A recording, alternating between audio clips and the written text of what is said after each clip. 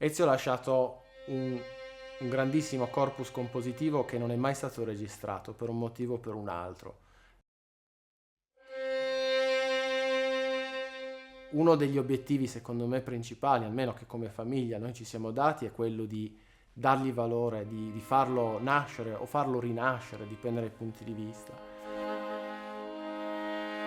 È stato secondo me naturale guardare negli archivi di Ezio e trovare il quartetto numero 4 delle quattro lettere dei partigiani, che è stato suonato solo 17 anni fa, e proprio dal quartetto di Torino tra l'altro. Quindi ho chiamato Manuel Zigante ed è diventato naturale dirgli: senti, vi va di registrarlo, vi va di fare questo disco, vi va di in un certo senso riprendere un qualcosa di passato senza Ezio ma che diventa presente. E la risposta è stata entusiastica in questo senso. Questa musica qua è musica che non è solo scritta sulle parti, entra nel cuore delle persone che l'hanno già suonata. E quando noi l'abbiamo suonata c'era Ezio, per cui adesso che la stiamo risuonando c'è ancora Ezio con noi. Ed è questo, questa energia continua che lui richiedeva, è una promessa che gli facciamo. Diventa inevitabile a quel punto lì, secondo me. Però Vabbè, ci siamo... sentitevi secondo me ci sta, voglio dire. Arriviamo. Io ho conosciuto la sua versione sinfonica.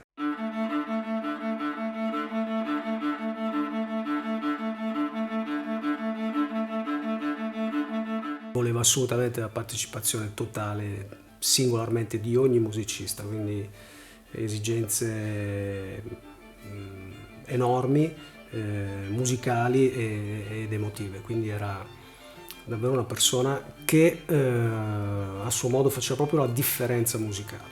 Cioè, sentire la settima di Beethoven di Ezio, c'era qualcosa di nuovo, c'era qualcosa di forte, di diverso. Io mi ricordo l'emozione fortissima che è stata quando dal semplice studio delle parti e del quartetto insieme si è arrivati al rapporto con le immagini, e lì è stato evidente la genialità di un compositore che sa esattamente tradurre un'emozione visiva in musica. Questo è stato uno dei momenti più forti del mio rapporto con Ezio da un punto di vista artistico. Una delle esperienze più belle è stata fare la sonorizzazione di Io non ho paura sotto l'immagine. E allora lui ci aveva chiesto: leggete il libro, guardiamo l'immagine assieme. C'era una specie di continua commozione nell'affrontare questa musica. Mi ricordo una volta siamo andati a Roma, quando lui stava lì, e mi ricordo questa casa vicino a San Pietro, spoglia completamente il computer, lui, e non c'era nient'altro. E quindi mi ha proprio dato l'idea, in un certo senso, bastasse a se stesso, cioè c'era lui, il computer e niente di superfluo.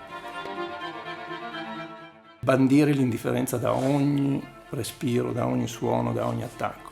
Questa credo fosse una sua caratteristica che lo mette in compagnia di certi musicisti. Sì, mi sarebbe piaciuto averlo qua per vedere, immagino più o meno quali potevano essere le sue richieste. Ezio c'è sempre, non è che non c'è Ezio. Ezio, anche se non è lì davanti a noi a dirci suona, eccetera, c'è, perché è nel nostro cuore, per cui è quello fare la musica di Ezio.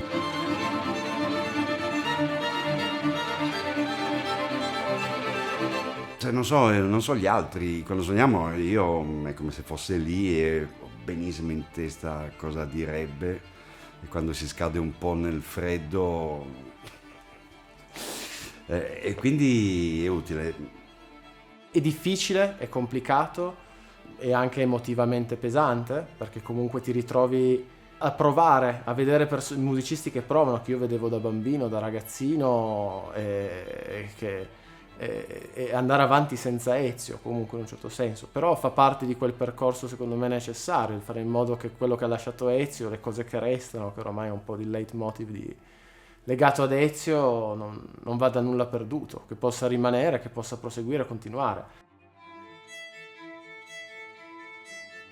Personalmente mi sono approcciato a questo materiale esattamente come lo avrei fatto con quello di qualsiasi altro grande compositore.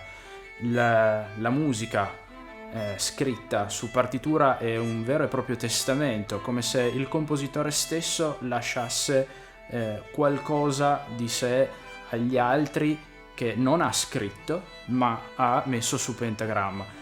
Questo è un primo progetto, ce ne saranno tanti altri, noi stiamo lavorando per quello, la priorità è questa e andiamo avanti.